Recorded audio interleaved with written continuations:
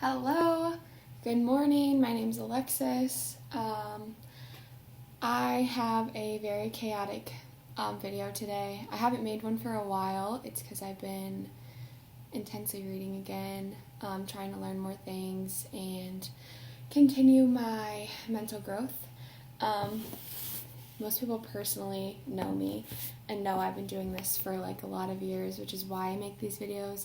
I feel like I have some good advice to offer people over the things that I've learned to try to help people who are maybe going through the same thing to take some of my advice and hopefully live happier and better lives.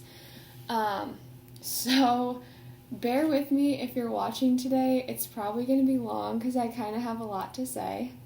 But please try to stick with me till the end because it's going to be very good.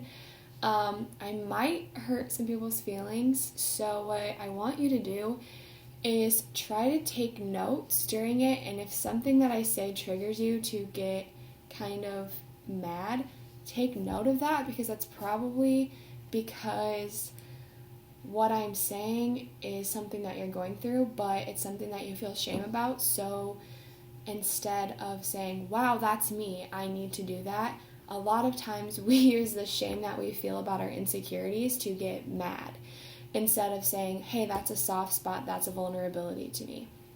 I just finished reading Daring Greatly by Brene Brown. It's my third book about that she wrote, and she talks a lot about shame and vulnerability and how to live wholehearted and being authentic and our true selves. So I learned a lot about shame. I didn't realize I use it so much in my daily life. I shame myself all the time. Shame is when we say, I'm a bad person, or I'm a mess, or I'm ugly, or I'm this. And we use our insecurities to put a label on ourselves rather than using guilt to motivate us to be better. Like, wow, I did a really bad thing today. I should try to be better about that. Instead we say, well, I'm just a bad person, and we sit with that. And it is very popular in our society today, and she talks a lot about that. I definitely recommend trying to read more about it. It's very beneficial in relationships with other people, how you raise your kids, just being someone in the community with other people. So, yeah, definitely recommend Brene Brown. That's why you have to take notes, because it might trigger shame for you. And if it triggers shame, put a little asterisk next to that, because that's a place in your life where you need to be more vulnerable. Wow, where to start? This is mostly directed towards people my age just because it is an issue that I feel like we're having at this age because it's just kind of a mess. I originally wanted to make this because I've been getting, not necessarily frustrated, but I am just so eager for people to figure so many things out to live better, happier lives. And it also triggered me to do this because I'm reading another book right now that's called Why Do I Do That? And it's about defense mechanisms in our unconscious mind and the way that we feel about things. And one of the first exercises in the book is, what is something that's happening around you that you notice really easily because it was something that you went through, or why do you think that you recognize those so much? And mine was toxic relationships, just in general, with ourselves, with our families, with boyfriend, girlfriends, and it's because I did that. I did it for a very long time, and so it's something that I notice so fast in other people. And a lot of times they don't, but it's because they're in it. So, since I did it, worked through it, I did all of the fun stuff, I notice it so much. And it's definitely a soft spot for me because I get frustrated, which is probably not the best way to feel about it. But I do get very frustrated about it because I want people to know so badly that we don't have to do that. And I think it's kind of like a norm for us. We have such high divorce rates. It's 50%, if not more. I haven't checked, but I know it's just an insanely high number. And it's crazy because with all of the things that we learn, and people my age, we take such pride in, we're being woke and we're trying to change all these things, and we're advocating for mental health, and we're doing great things. And I think in many years it will be great, but right now we're not necessarily always practicing everything that we preach, because I don't think we fully know. Like, we were raised by people who not necessarily practice mental health because that wasn't necessarily a thing. So we were kind of just thrown out there with all of these ideas and things that we don't know anything about. We weren't necessarily taught how to be happy and alone and independent and all these things. We were raised with a lot of adversity, but also shame, which those two together don't necessarily mean growth. A lot of it is just trauma and hurt that we have built up. And I think that we use that to try to make changes, but at the same time, the number one thing that I feel like we're all missing is none of us are taking enough time to know ourselves in like that crazy deep way. And we are very depressed number of people. Like, the amount of depression and anxiety and mental illness rates now are huge. It is so prominent, and it's so sad because we're advocating for mental health resources that we don't have yet, but we have all these people that are struggling with it and no idea what to do with it. And so now it's kind of become a norm that we are sad. And it doesn't have to be a norm, but I think that in the age of social media, we kind of have made it not necessarily cool, because it's not, but it's been kind of accepted, where it's like, oh, you're depressed and you have anxiety, and they're like, oh yeah, me too, which is great that we're talking about it, but that doesn't mean that we can just be like, oh, okay, cool. It's like, okay, we need to sit down and figure out what is going on. We have so much going on in society to make us depressed, yes, and anxious and all these things, but a lot of times we use numbing or throwing ourselves into other things, or staying so busy that we never can feel because we're working so hard. We are a very hard-working generation, despite what people say.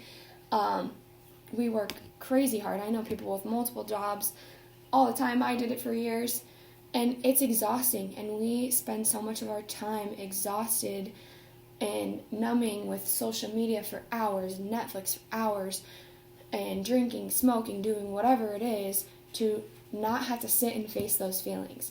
And it's not beneficial for us at all, because if you don't get to the root of why you're feeling these ways, then we're kind of screwed. And with the lack of mental health resources, we get prescribed a lot of meds for it, which, yes, there is times that we need meds for these things. I'm not saying that we don't, but I'm saying sometimes we're like, okay, well, I'm on a med for it, so I don't need to get to the cause of it.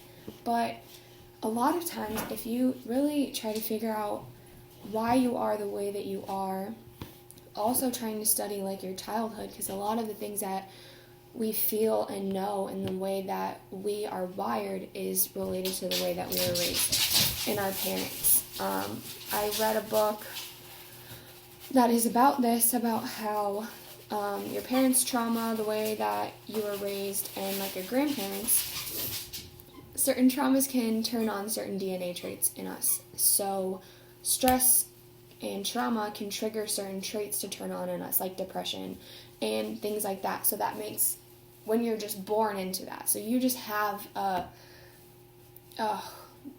guess that's not the word I want, is vulnerability, but you have more of a chance to act like that. And a lot of times we don't even know why we feel certain ways. So if you get to those root issues and say, wow, this is how I feel about this, I really want to understand why, so I can try to like get past it, then you can turn off those traits in yourselves, and you can have that resilience. You can have worthiness. You can be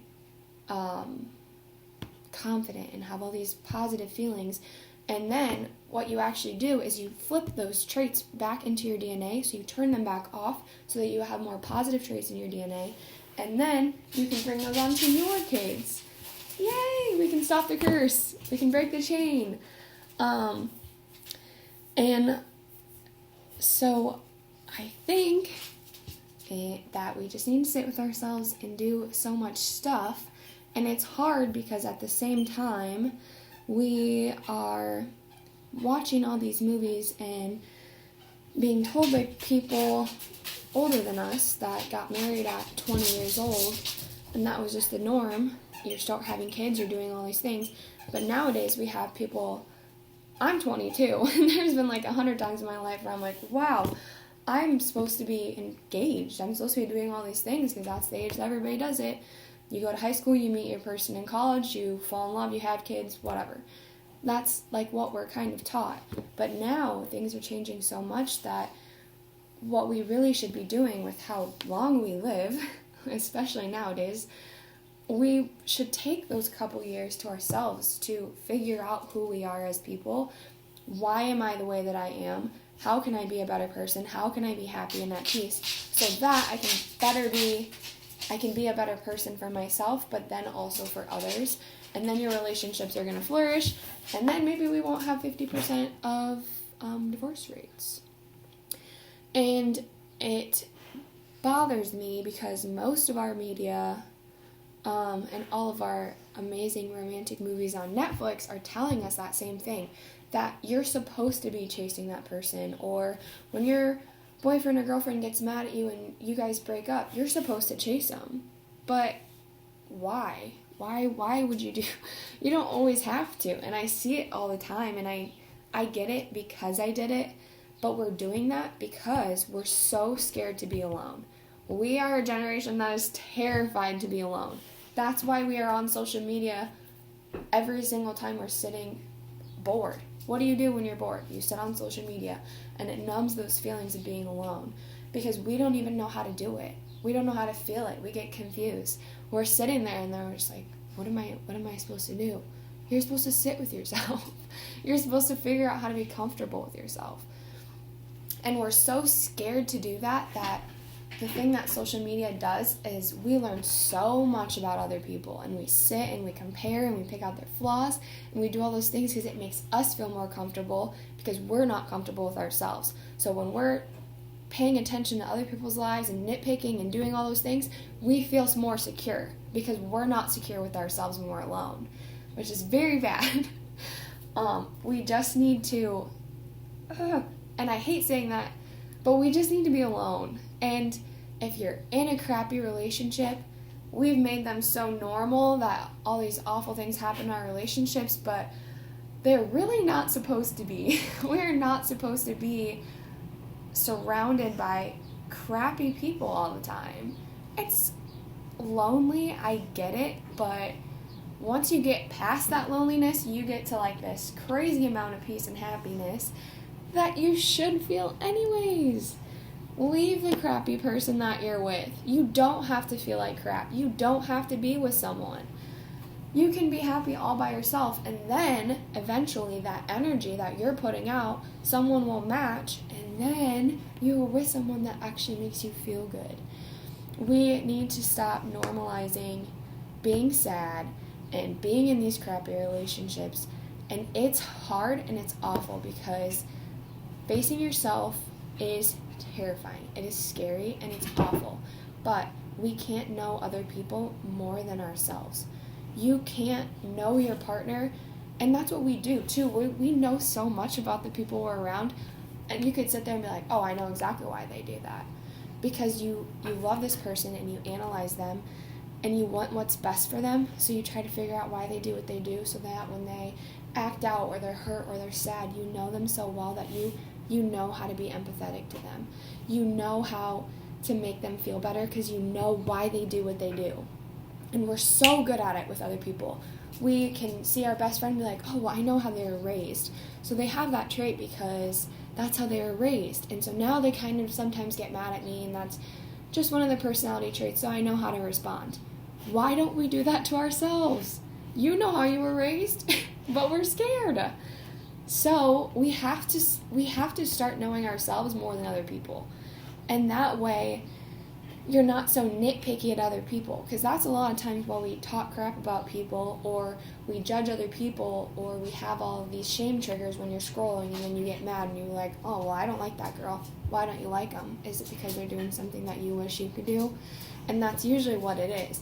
We shame and judge the people that we either relate the most to, or they have something that we want, but we feel that we're not worthy of having it, so then we have shame triggered inside of ourselves, and then we get mad and judgy, which is not good. And it's frustrating to see this negativity everywhere when we have the power and all of the resources at our hands to be better people. We have to be empathetic. You have to be intentional with your solitude. Be intentional with yourself. You have to learn to love yourself as much as you love everybody around you, your best friend, your boyfriend, your parents. And you just have to really dig deep and do it, because that's the only way that we can give from a cup of loving kindness to other people. You can't just keep giving and have nothing inside of yourself. And I understand the depression part. I was stuck in it forever. But what really helped is trying to understand why I felt that way. And sometimes there really isn't a reason, which is when medications will help. But a lot of times we can kind of figure out why we feel certain ways and know our triggers and try to make them better so that we feel better. And having a therapist isn't as easy as it should be, but we have so many books, so many YouTube videos, so many resources to try to really figure that out. And it is not something that's going to take you 5 minutes. It takes years, and it never ends. So once you level up to something else, you're going to have 10,000 other things going on. And if you're sitting there and you're in a bad relationship and you're kind of depressed and you're like, well, you don't get it. It's not that easy. I can't. You can. And the hardest part is starting, and the hardest part, honestly, is probably sitting alone with yourself when you're sad for the first couple months. Seeing yourself sad and at your darkest point is very scary, and it's that vulnerability that helps you grow. Being vulnerable with yourself, knowing that you have to face these things that you don't want to, but that's what makes you grow. That's what makes you brave. That is what gives you courage and self-love and all these positive traits that you see people have. If you really look closely at people who are truly authentic and their most honest self, it's people that are vulnerable all the time. They're not sitting there scared, and those super hard people that, oh, well, I don't feel things, because that's not real, that's not authentic, that's not being vulnerable. You have to do these things so that you can be a happier person. And if we can try to make ourselves better personally, then everything else around us will change.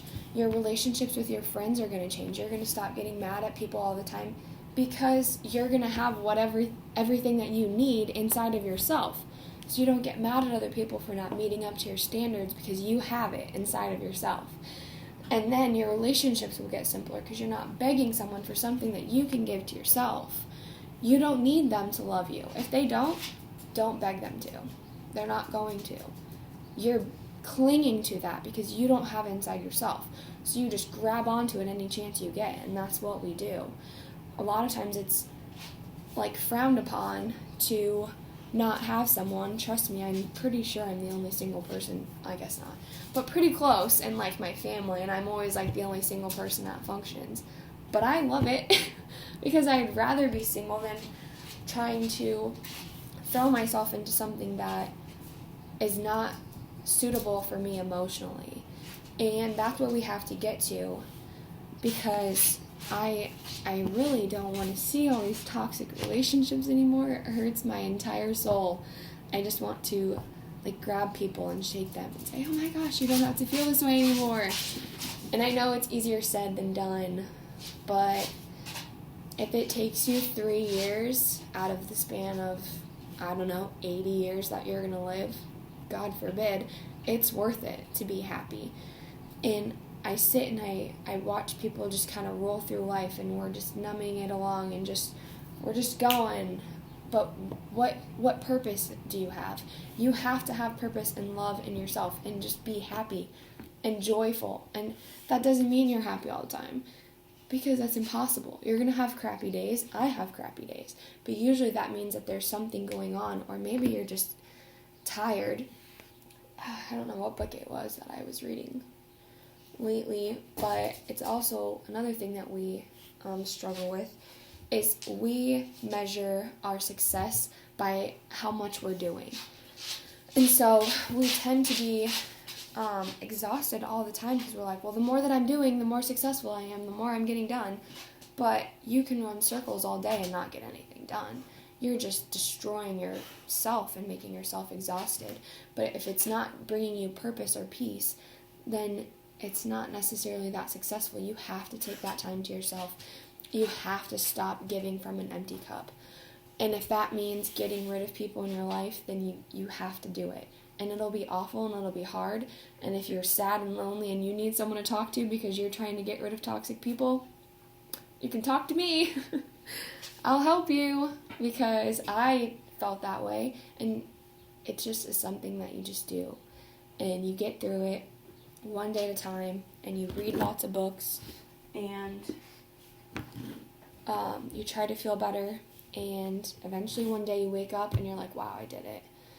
And then you understand what all these annoying, happy people say all the time about how you can feel better and do better, and it's because you can. So, takeaways is we need to stop normalizing being sad and really just try to normalize figuring out why. If we can try to discover the ways of why we are the way that we are. A lot of it is how we were raised. There's Paisley. And our relationships. And just try to be the best person that we can be. If you're struggling with, how to leave a toxic relationship, friendship, or romantically, I am totally open to talking with people about that. It's not something that's easy. Or if you're contemplating whether or not you're in a toxic relationship, there's just a lot of ways that you can go about that, is by really evaluating it and seeing, what does this person do for me? If I was happy and full by myself, would I still feel this way? And just really just sitting with yourself. And I know it's so annoying. I say it all the time. And I don't just say it because I'm an annoying single person. I really think we could solve so many problems if people were alone and just really tried to figure out themselves. So thanks for coming to my TED Talk. If you have any questions, you can message me on any platform that you find me on, or comment on the video. And if I annoyed you, I'm sorry, and I hope you have a good day.